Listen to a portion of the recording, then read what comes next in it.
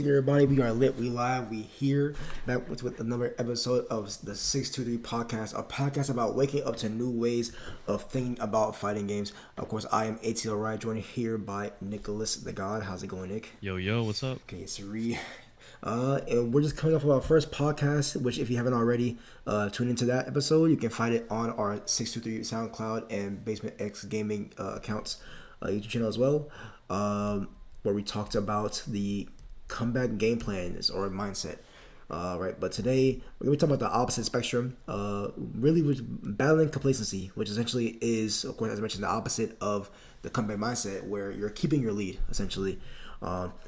So today we're going to be talking about how to effectively keep your lead. We're going to be talking about what happens when we're faced with a complacency, the psychological aspect of complacency in fighting games, and solving the complacency problem. To start us off, I'm going to recall some funny game moments in history where people at really any level got caught being too complacent. Did you have any history matches in mind? Yeah, I mean, there's quite a few. People tuning in might be able to think of some right off the bat, just hearing the word complacency or getting too comfortable or teabagging, I guess. But one that comes to mind right off the bat, the classic Daigo versus Justin. I wouldn't even say it was complete complacency on Justin's part. Like when they're standing quite a few feet away and Justin goes for the chip kill, but Daigo, as everyone knows, goes for the infamous Chun-Li super parry into a direct kill. I think Justin, he clearly had a game plan. He knew it was going to kill, but he just didn't know Daigo had that dog in him, I guess. So, when we do get comfortable, even the slightest, who knows what our opponents are capable of. But if you haven't seen that, definitely check out Evo Moment 37, a classic, a true fighting game classic. Right, what moments could you remember or recall? Yeah, so pretty much funny enough, this is also Evo. Evo 2015, it was Guilty Gear Exit Rev 2 top 8, I want to say. Ogawa versus Woshige, a very classic moment in history. I mean, of course, everybody, I already said the name, so everybody is already knowing what I'm going to say. But to paint the picture for either people who aren't sure, or people who are for the audio listeners as well, pretty much Ogawa, being a Zato player, he went for a mix-up and got the hit low. Woshige bursts, and of course, now bursting Ogawa into the corner, Woshige ran up.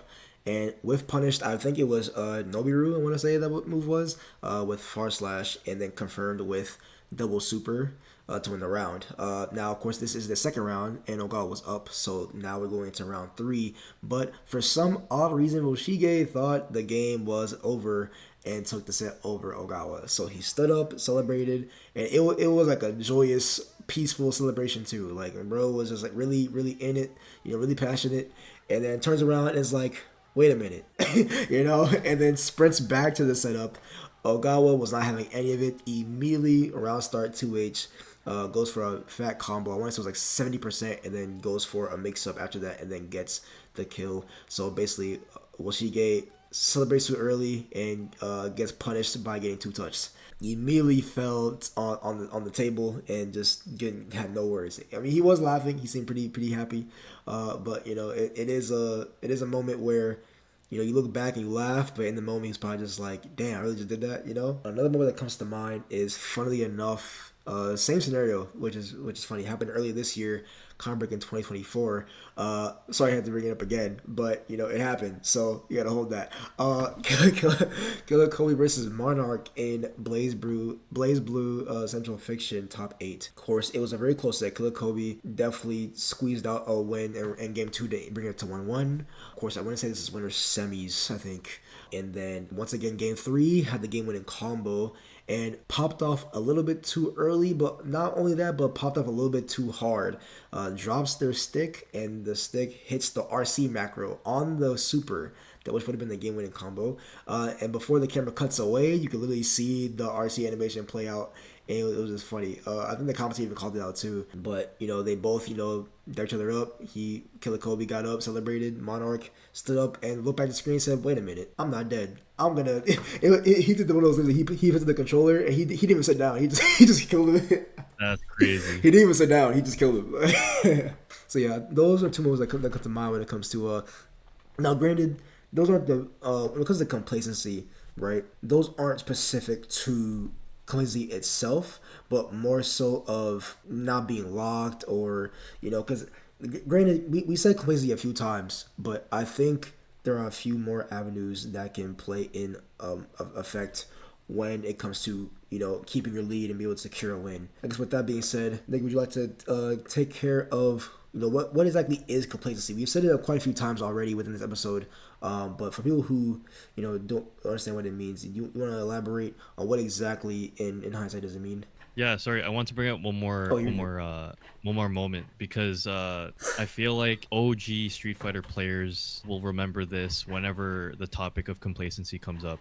Ricky Ortiz versus Wolf Crone in Street Fighter 4. This was the peak of complacency, and it was such a funny clip. But Ricky Ortiz versus Wolf Crone, basically, long story short, Wolf Crone had the game-winning kill. So the combo he did was supposed to kill. So what happened was, as the super was going off, because there's a super animation, he stands up, the classic stand up, similar to Washiga. He's celebrating, and he soon realizes, oh shoot, I gotta sit down, I gotta get back into the match. He's not dead yet, and then he gets back into the match. Luckily, Ricky just goes into flow state and just comes back, goes for 2 grabs, takes him out, and Ricky Ortiz stands up and starts yelling at him like, what are you standing up for? And yeah, that was the moment. But yeah, so in terms of complacency, just for context, so imagine yourself in any match, whether it's a match of your own that you've played before or a match that we're recalling right now, so like Daigo versus Justin or Wolf Crone versus Ricky. Just imagine yourself in that scenario. You have the upper hand, and then one of these 3 options typically happens to you. One, you suddenly start to be overcome with overconfidence and ego. I know we've all been through this.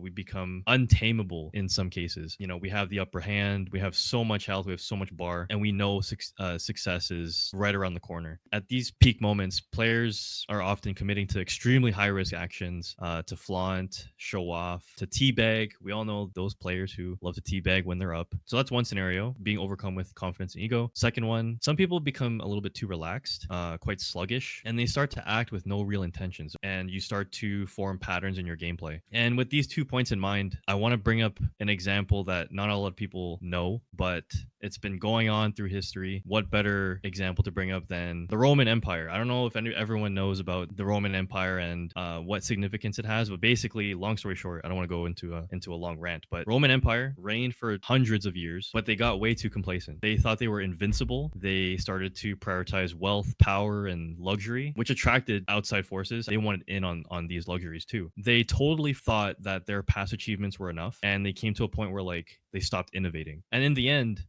they failed to adapt to external threats, and a large group of barbarians just swept them, and that pretty much ended the Roman Empire. Why do I bring this up? Well, because this is just peak complacency, and it's been going on for so long. We're not exempt from it in fighting games. It happens in life, it's happened in history. It'll keep coming back. How do we avoid this? And this brings us to the third point in complacency in a match, and this is what I call the great, on the flip side of the once great Roman Empire, this is the great realization. So just a short recap. So one of which, in a match, you're either overcome with ego, or 2, you become a little bit too relaxed, or 3, players become hyper aware that complacency can strike them at any moment. And this is very hard to do in a match when, in the heat of battle, and when so many things are happening, when mental stack is prevalent, when you're feeling all sorts of emotions. But what can really turn the tide is simply becoming aware that complacency can strike you at any moment. And at this point in time, when you are aware, decisions must be calculated with recognition that one wrong decision can lead to your ultimate downfall. And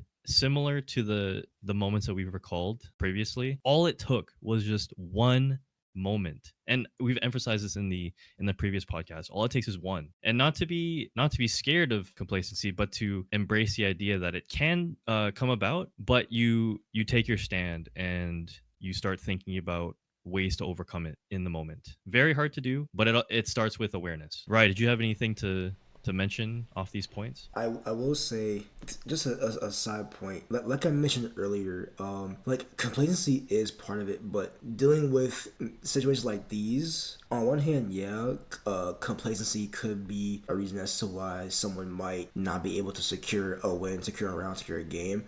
But I know we talk a lot about ego as well, lack of confidence. Sometimes maybe you hit a combo that you thought was gonna kill and it didn't, so now you're scrambling, right?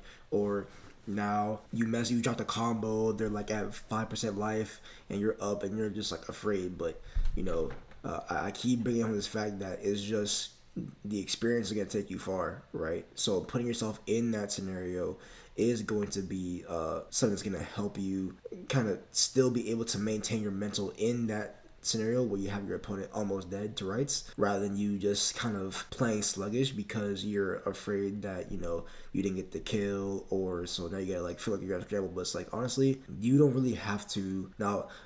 Now when you get used comes up with that fact, then it might get hard for you to not get complacent, right?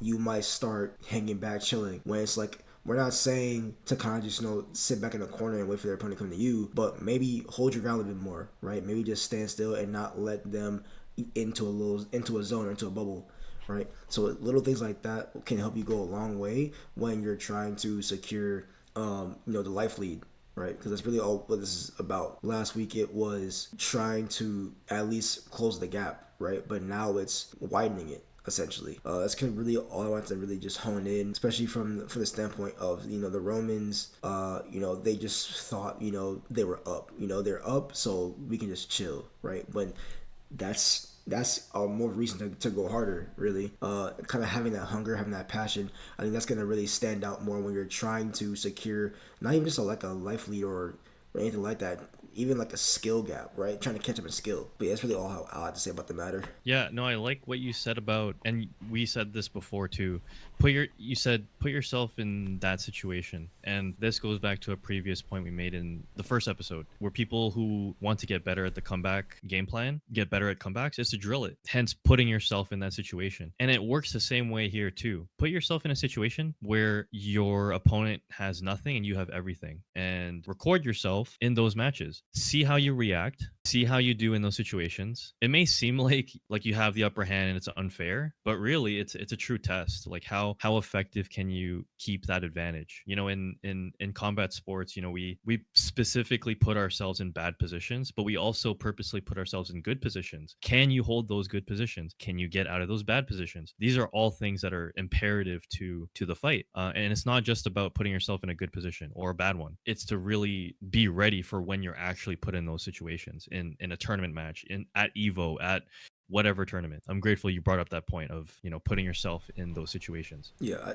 I mean, I think it's crucial to do, really, because like even when you brought up about the combat sports, right? About being able to keep a strong position. The only way you can know how, right, is to do it. Now, I mean, granted, you could maybe VAR review somebody better and see what they do, but it's about the application of it, right? It's about how you want to. And then of course, I know we're gonna talk about this later as well, but sometimes the opponent that you're going to fight in that scenario is not the opponent that is in the match that you watched. Which brings us to our next point, the psychological warfare that goes on in fighting games. Because in a team game in comparison, you have the support of your colleagues, right? In fighting games, what differentiates us is the fact that it's 1v1. You have your training circles, you have your training communities, but at the end of the day, it's just you on the stage, right? Yeah. And there's a lot that goes on the stage versus just being in training mode, just playing with your friends. There's a lot of mental warfare, and if you haven't felt that yet as a fighting game enthusiast, you got to put yourself in that situation, because competing is entirely different. You're not just playing the game, you're playing against your opponent, you're playing against yourself, and then you're playing the game. It's many battles at once. So this brings us to our next point of the psychological warfare.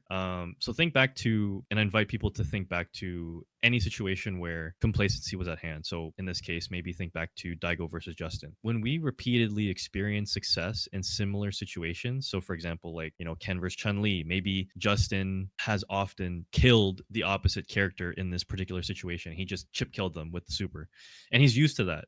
He's probably mentally telling himself, like, I've won in this situation before. I know what's going to happen. I can be comfortable. And we do this all the time, but we're not cognizant of it. But like Justin, we may fail to remind ourselves that every situation is different. And so are every opponent we face, as you mentioned, Riot. And just like in combat sports, I mean, you may know how to get out of side control. You may know how to maintain mount. For example, If you guys don't know what those positions are, I welcome you to look them up. But mount is a supremely dominant position. So if you're on mount, a lot of people will think, okay, this guy's got the W. Or in fighting game terminology, like you have your opponent in the corner, right? I think that'd be a good comparison. If you have your opponent in the corner, usually it should be GG's. Like it should be in your favor if you have them in the corner. But again, we fail to remind ourselves that every situation is different, and so are every opponent we face. Maybe our opponent is F Champ. I don't know if you guys have watched F Champ, but if you put him in the corner, it's definitely not game over. This guy's defense is impeccable, and I feel like he likes being put in the corner because people underestimate how good his corner game is.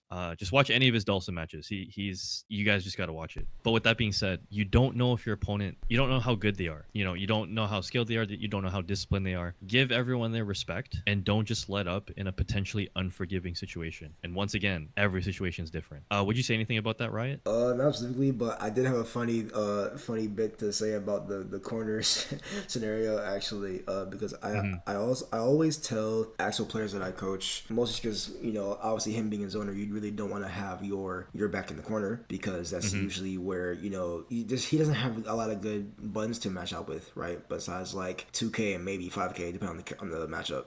And very niche 2P scenarios, but nonetheless, right? I see a lot of actual players that get like a 2K hit and they'll do like 2K 2D and they'll do the typical BNB of doing 2H OTG into Sickle Flash. I mean, that's fine and dandy, sure, but you're still in the corner, right? But meanwhile, their opponent can kind of just dash block and weasel way into you, and maybe like 8 times out of 10 they're up on you in health, so they really don't have to do anything. So what I teach them is 2K 2D for the knockdown, obviously since it's a sweep, and then IED out the corner, right? I've seen you do that. Yeah, exactly. Just IED out the corner. And it doubles down because, it save jumps as well as you can melee 2K, all that stuff, right? Because people keep mashing there. I don't know why. But, yeah, you can have more than one use for it. But the number one important thing is you're out the corner.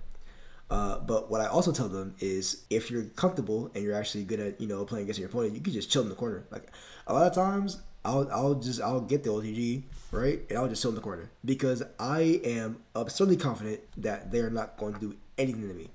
Right. So, of course, the typical, since I'm playing a zoner, people probably think I'm just going to be like, be mashing and be brainless and trying to like weasel my way out, but it's like I don't care, right? Because I know I've been playing for a while, and I've come to learn the fact that a lot of people tend to play the same with the same options, so I kind of just know what to look for, right? So I'm very confident in my ability to defend myself in the corner, and if I don't, then obviously I'll just do the better idea, which is just get out.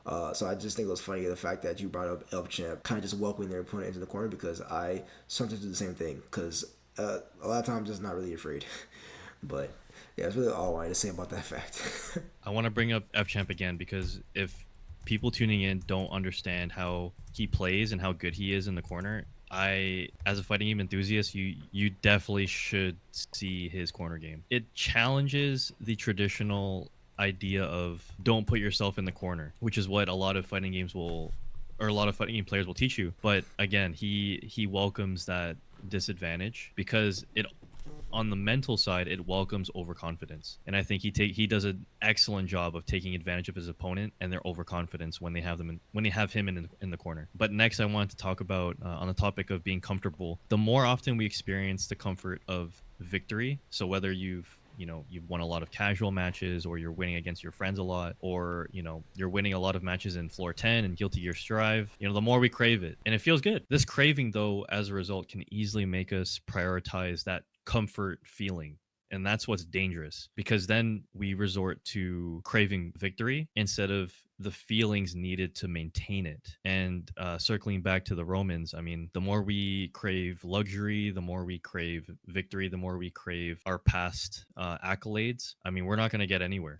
We're going to get destroyed by the barbarians. We're going to get destroyed by better players. We're stuck on floor 10 for a reason, because we're way too comfortable with the people that we're fighting in floor 10. We know we can beat them. There's only one way up. You got to fight better people, and you got to be able to be comfortable with fighting better players and not be complacent in floor 10, for example, or be complacent in gold rank in Street Fighter 6 or whatever, getting better in any which way you want. It doesn't have to be a big jump. It doesn't have to be from like goal to master. Chase the small wins, chase the small victories. That's why we said in the last episode, learn to have fun with losing instead of thinking it as either you're winning or losing. When players start jotting down key learnings and start working on each opportunity individually. So for example, like if I have trouble with a certain combo and I keep dropping it in tournament or in competitive matches, I shouldn't get salty because I'm constantly dropping it. That's a call to action.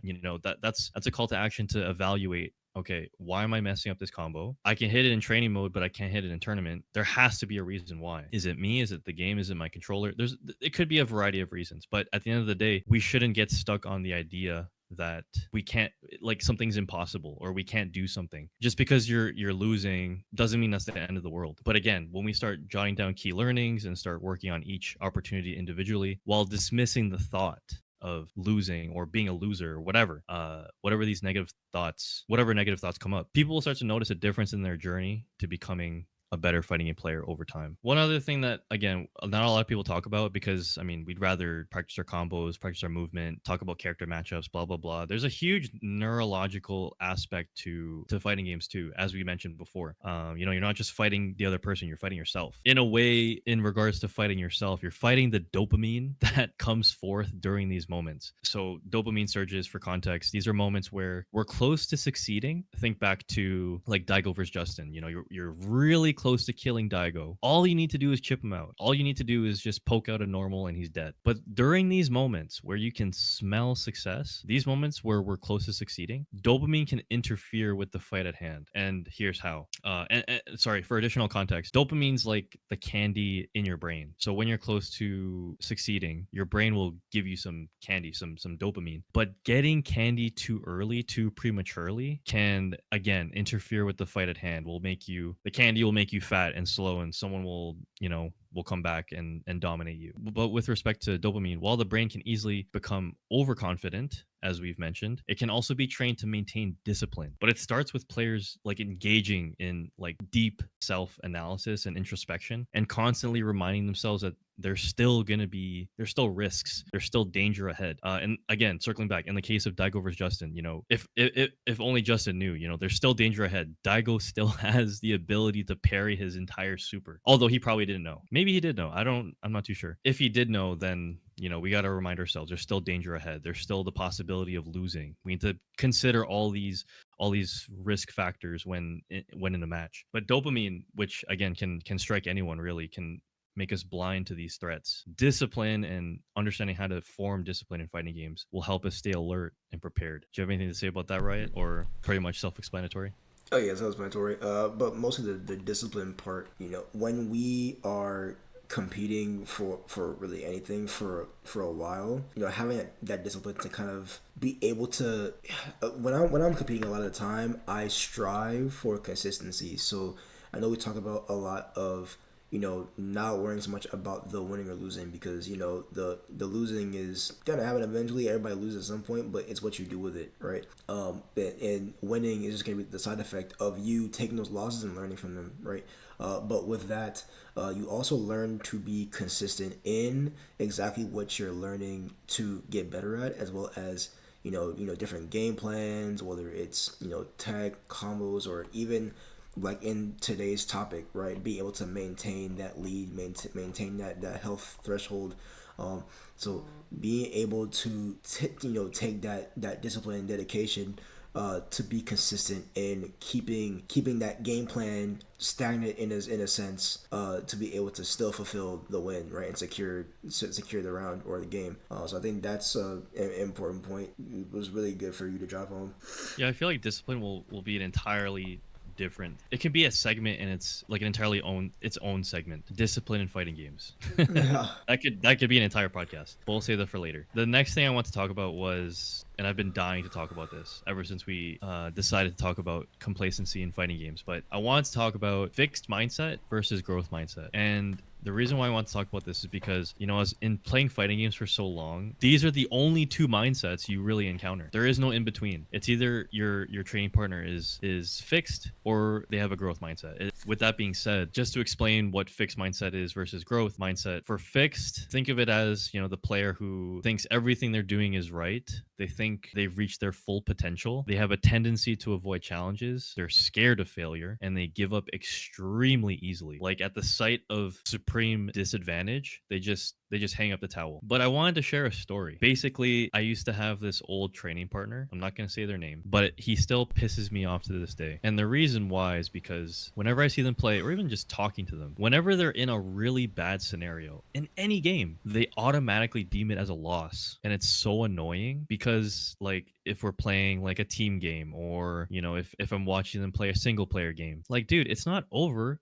until it's over. It just pisses me off. I've always wanted to tell him, like, you know, dude, does it ever cross your mind that if you come back, you'll probably experience, you know, one of the most beautiful feelings ever that life has to offer? The feeling of working extremely hard and coming back from that, the feeling of making out the mud, the feeling of coming out from a really dark place. This is the fixed mindset. The player who fails to understand that there's so much more that they can learn, there's so much more that they can challenge themselves with, and there's so much more out there to life, like in general. It doesn't have to be strictly about a video game or a fighting game. But this is the fixed mindset. Now let's talk about the growth mindset. So on the flip side, how do we then escape the fixed mindset and pursue the growth mindset? But first off, what is the growth mindset? It's the belief that our abilities and intellect can be developed through effort, learning, and constant perseverance. This mindset views challenges, failures, and setbacks as opportunities to grow rather than as limitations or signs of inadequacy. Start thinking about different solutions or ways you can improve in a particular area. So, for example, like if you're bad at combos, movement, if your neutral's bad, if you don't quite understand a particular character matchup. The beauty of today's age is that we can look all this up.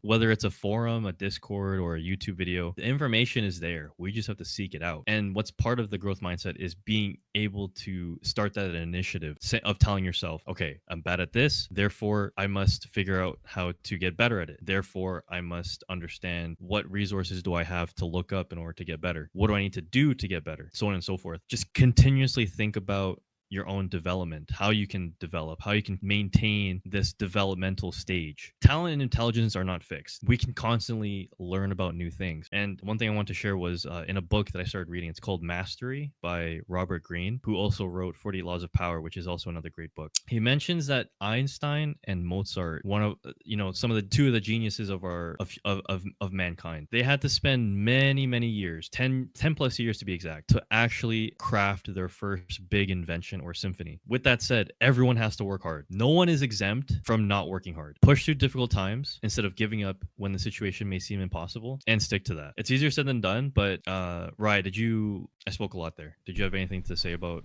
any of that? Fixed mindset versus growth mindset? Not much. I actually do like the approach. Of course, with this being a focused podcast, yeah, I think I actually never even heard the difference before, so I actually kind of was just intrigued. But I really want to know who that partner was. Go ahead and drop the name real quick. We need to weed out the dookie mindsets, bro. I can't lie. No, I can't do that. I can't do that. God. I can't. But let's just say, you know, I still talk to them, and I've come to a point where, as an adult, you know, just learning how to better carry myself. I've learned to, you know, you can have friends that you don't necessarily agree with, but you'll have to put up with them. And that's exactly what I'm doing. You know, I still see them as a friend and I put up with them, but I understand too that, you know, habits can kind of rub off on you if you allow them to. So for example, like he's got a fixed mindset. That's his habit. He has habits that flow from a fixed mindset. Yeah. I don't let those habits, you know, rub off on me. Like I understand that that's possible, but I at least tell myself, like, okay, I can't really, you know, go further with this person. I got to watch myself around him. So if I drop the name, you know, no, that's not gonna happen. Oh, good. I'll try. I tried, guys. I tried, chat. I know we're all wondering, but yeah, I think one thing that I kind of want to point out though is I don't know for sure. I don't want to make claims like this because it's just a pretty wide margin of you know people. There's millions of players that not only play the genre but compete. But I feel like, especially now, I've seen it a lot of the time. If you're like on Twitter, because that's where everybody and their mother wants to go. But people kind of are already inherently having the fixed mindset. Right.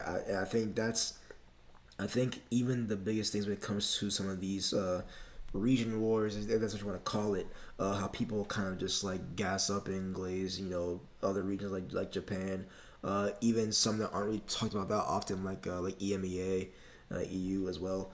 I think one of the big reasons as to why some view them as ahead is because of their mindset, right? Their training regiments, right? Compared to a lot of the NA players, they just have a fixed mindset. Oh, it's a bad matchup, but I just never gonna win. Exactly.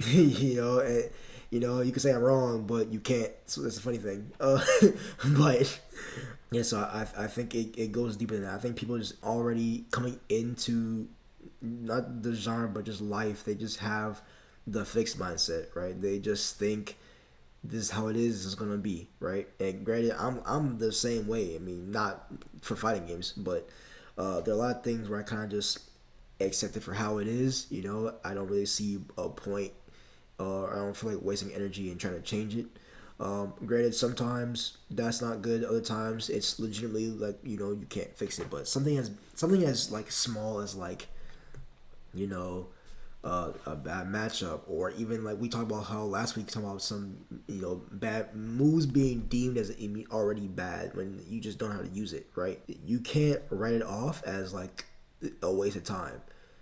So I think it's kind of crucial to understand that having a fixed mindset is just going to leave you stagnant, and leave you forever having this void of being in a plateau, or just feeling like you're just not going to get better, or in some mud. But nonetheless, I don't recall, but if we haven't already, then we've never be going into more detail how to transfer that into a growth mindset, which obviously is going to be pretty hard to do. But I think once you kind of unlock that key of how to transfer your mindset to having that growth, then you'll easily see. You might even see like a skyrocket in your skill and your perception of things, which I think is the main goal here. But yeah, that's really all I have to say about the matter. Yeah, I would have to say it's probably going to be the hardest thing a person will do is figuring out for themselves how they can transition from a fixed mindset to a growth mindset. Because keep in mind too, this is all done in the mind, and our body may not intercept it as easily as we may think. Our body may even reject it because, the body gravitates to what we're used to. It teaches us to be comfortable when we're already in a good place. So when we introduce these, I guess, these different ways of thinking and living, I don't expect anyone to do so very easily. It's again, I suspect it'll probably be one of the hardest things a person will do, but it'll also be one of the best investments people will participate in for themselves. And on the note of getting into a growth mindset, here's a few points that we can suggest that people may want to engage in to develop that growth mindset easier. I know I was hounding on my training partner earlier, but at the end of the day, which brings us to our first point of this, surround yourself with people who think in a growth with a growth mindset. Train with them. Even people who are not as skilled as you, train with the people that have this mindset. It's a very powerful thing to do, because what happens is that mindset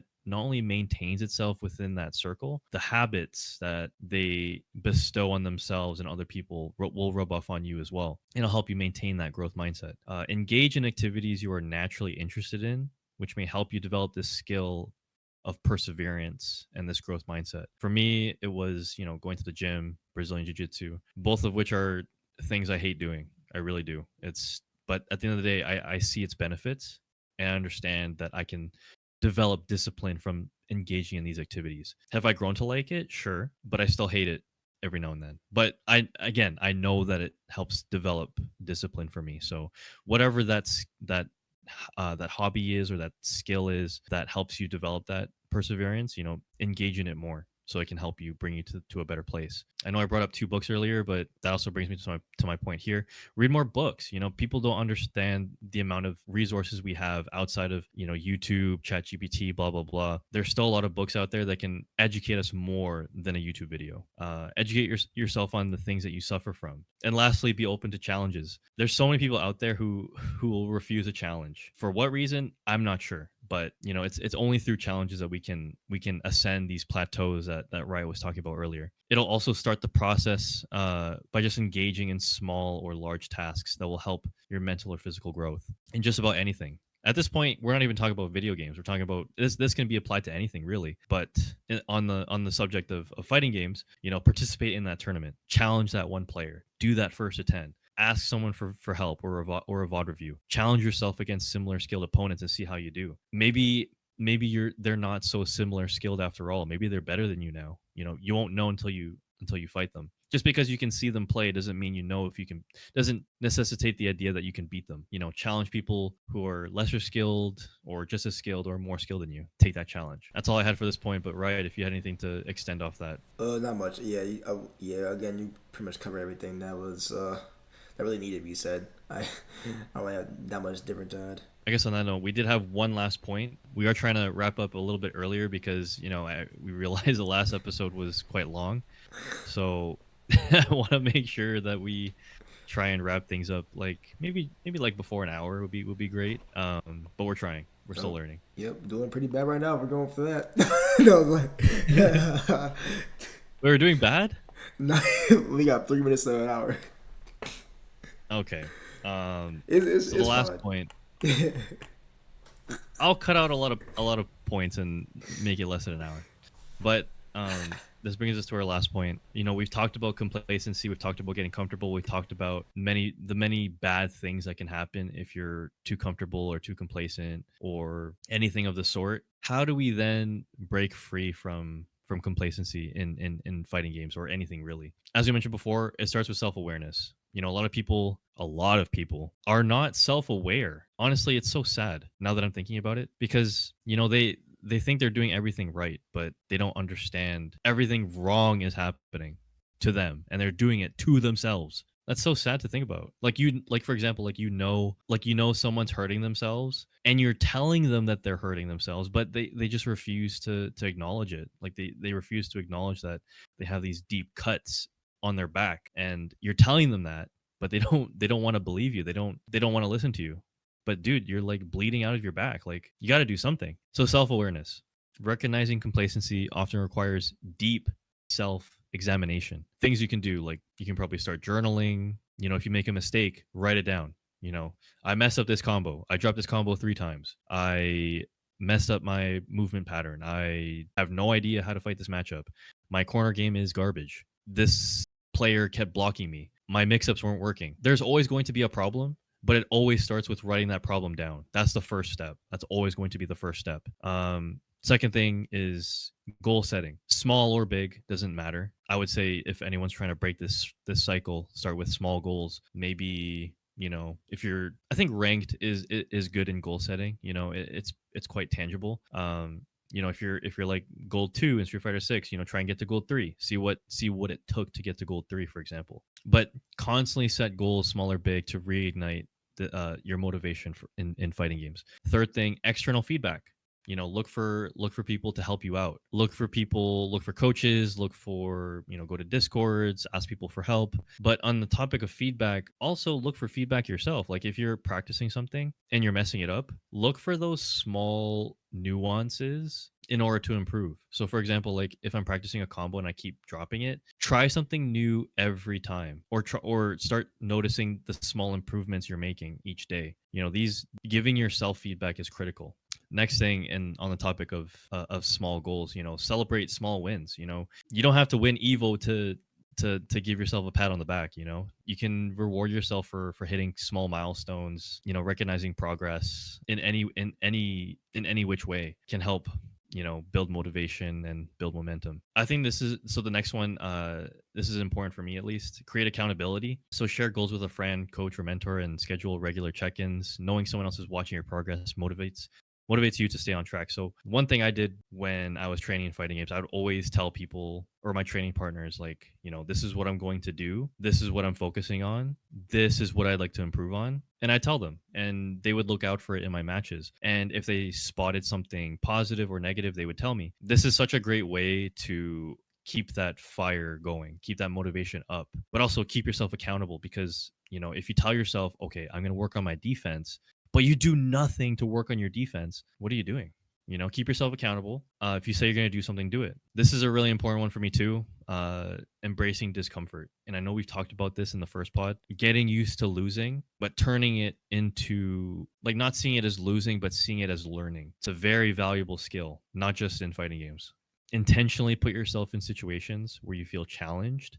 Start small and gradually tackle bigger discomforts. Constantly challenge yourself, but figure out psychologically how you can embrace discomfort and be comfortable with discomfort, how to be comfortable in discomfort. And lastly, change your training circle. I know we talked about this in the last pod as well, but if you're with training partners who are like making fun of you or teasing you for losing or not celebrating your wins and only there for your losses and not encouraging you to do better, I don't know whatever else on that topic, if they're just not there for you, you got to find a different circle. If they're not helping you improve, you're going to have to find new friends.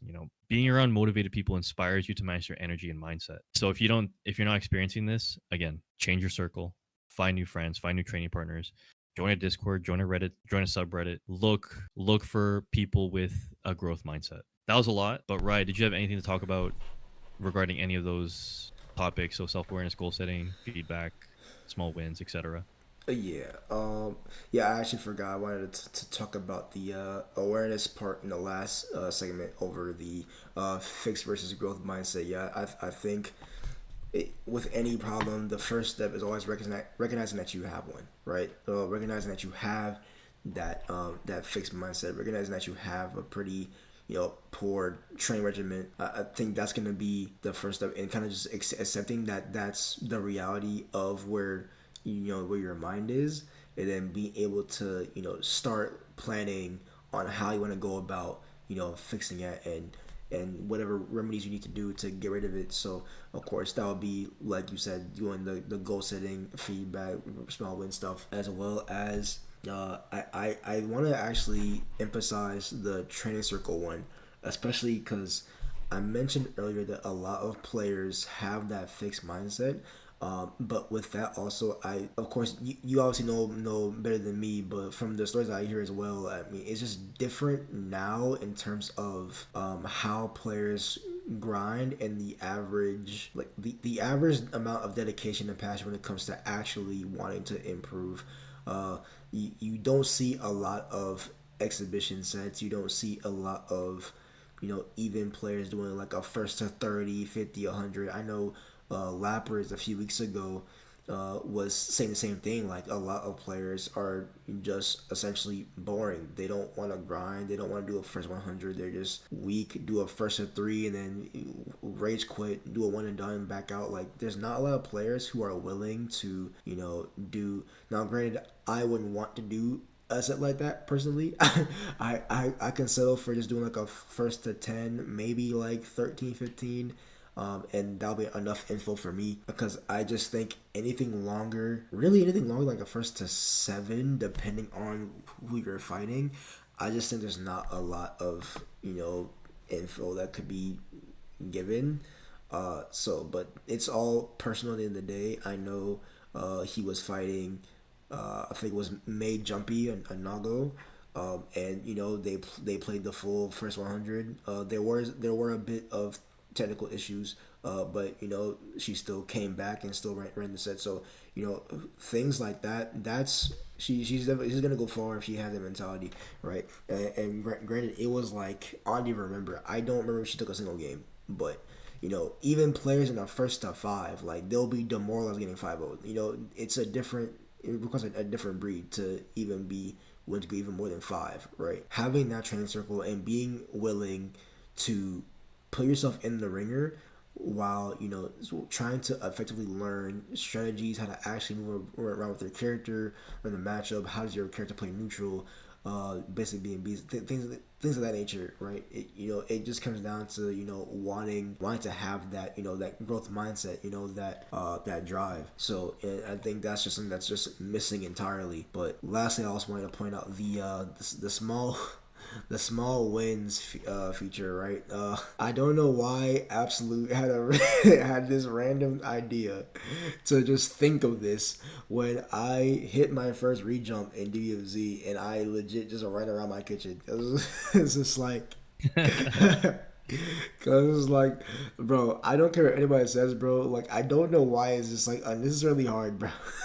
But yeah, that's really all I wanted to really just highlight in that the last point, because I think those are just a couple things that are just missing in people and players in general, which is very important. Wait, do you have the clip where you hit the rejump? It's somewhere deep in the bowels of my Twitch highlight page or Twitch clips page. So it exists. Yeah, it's still there at the dig, unfortunately, because for some reason Twitch is very wonky and whack and trash when it comes to finding clips. I wish there was a way to just like filter, but it's whatever. Also, sorry stream for the lack of Nick's camera. I am like, you know what? I'll find it, and it'll be what's it called? Probably in the video, probably.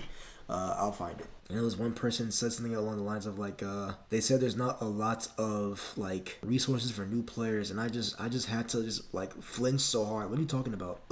Like, I am fairly relatively new to the scene still. Like I've only been in like since 2019 playing DBZ, and I can tell you that is like a billion% cap as hell. I like we have YouTube, Dust Loop, Twitter hashtags, Discord, Reddit. There's definitely more than I'm not even remembering. We have a replay theater where people upload high level replays, or not even high level replays, just any replay from like any tournament, VOD, or whatever. So there's definitely a lot of things that are out there. You just have to, pick up your mini computer and find it. But that's really all I'd say about the matter. I think too, maybe they're, I mean, playing devil's advocate, maybe they're just too overwhelmed with how much information there really is. That's fair. Like, I think I said this on a stream a long time ago, but having a lot of information before us is actually, it can be our downfall as well. In some cases, we may not know like what source is the best source, or we may not even know where to start. If I were in their position, I too would be like, where the hell do I start? Do I start with combos? Do I start with, finding my character? How do I play my character? How do I get better? Like, what path do I take to get better? Like, there's, to be fair, there's a lot going on. Yeah, I can definitely see that. It's not very intuitive for sure. Yeah, I think it can be that. And of course, also you being a new player and still kind of like still learning what is what exactly. It might also be hard to tell, what exactly is worth. What exactly is feasible with my character right now, especially with the resources I did mention. They are ran by humans, people, so, and some of them aren't the most credible, to be real. So yeah, I definitely get that point, but yeah, just to say lack thereof, I think that's a like absurd reach. But yeah, I can definitely agree with the fact that there's just a lot of the fact that there are so much resources to help people kind of combat the lack of knowledge that they have. Yeah, I think it's, even for me, like I kind of was in that point of like, okay, so I'm using Twitter hashtags, and it's just like, is this even good? And then even I think we're seeing right now with release of Dizzy as well. So with the release of Dizzy, we're seeing this like everybody's posting like the same like tag, the same combos, like guys we know already. It's like I can definitely see that point. So that is fair. Yeah, we should probably have like a segment where we talk about how new fighting game players should start off. Yeah. Because I know, what, there's a lot of YouTube videos that discuss that, but at the end of the day, everyone's start is going to be different. Everyone's going to gravitate towards something different. Maybe like they gravitate towards combos first, which is what I gravitated towards first. A lot of people gravitate towards combos first. Maybe they gravitate towards, I don't know, just playing story mode the whole time. Maybe they gravitate towards just frolicking in training mode and just figuring out things from there. Everyone's start is going to be different, but at the end of the day, I think there's there is a specific way to start. But again, not all people have talked about it. So maybe we can talk about that on on another episode. Yeah, for sure. Yeah, that would be worth a combo. Honestly, like even effectively using training mode or even effectively using like anything. Yeah, I think that'd be worth. Yeah, I think that pretty much concludes what we want to talk about in terms of complacency in fighting games or in general, I suppose. But just as a recap, so in the beginning, we talked about, we recalled moments where complacency played a role in their downfall. So we talked about, Eva moment number 37. We talked about Daigo versus Justin. We talked about Ricky Ortiz versus Wolf Crone in SF4. Ushigen versus Ogawa and Exerd Evo 2015. And right, what was that last one? Sorry.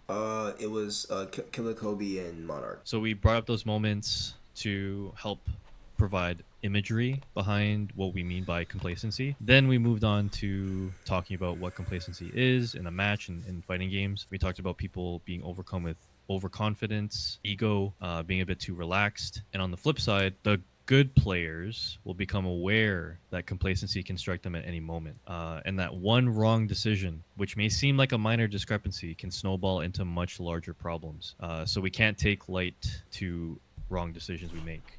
Next, we talked about the brain's role in overconfidence. So we talked about pattern recognition. When we're used to winning in specific situations, we tend to get comfortable. This can become a pattern. Again, each situation is different. Every opponent is different, and so we have to give everyone their due respect and not just let up in a potentially unforgiving situation. We see this a lot too among players. They get addicted to being comfortable. They get addicted to the comfort of victory, and they prioritize comfort over maintaining their status of being victorious over wins. Next, we went into how dopamine plays a part in fighting games, especially in the moments where we're close to winning. Dopamine comes forth, especially when we're close to succeeding, and can interfere with the fight at hand. And so, with respect to dopamine, while the brain can easily become overconfident, we can also train it to become more disciplined. But again, it starts with becoming aware, self-analysis, and discipline. Next, my favorite topic was the fixed mindset versus growth mindset. So fixed mindset, people who think they're in their final form, they've reached their full potential, they avoid challenges, fear failure, give up easily, versus the growth mindset, which is the belief that our abilities and intelligence can be developed through effort, learning, and consistent perseverance. And lastly, we spoke about how to break free from complacency. So self-awareness, goal setting, external feedback like coaching or training partners, celebrating small wins, creating accountability, embracing discomfort, and changing your training circle to help you obtain or grow your growth mindset or help achieve the growth mindset. That's all we spoke about today. Right, did I miss anything or? Don't believe so. Pretty much covered all of the main topics as well as the effective ways to break from the complacency. So yeah, pretty sure that was it. Awesome. Yep. So with that being said, once again, thank y'all for tuning in for today's episode of the 623 podcast. Any last words you want to say to the people before we head out, Nick? No. Once again, if you have any feedback, let us know on Discord. We're going to be posting on SoundCloud and YouTube.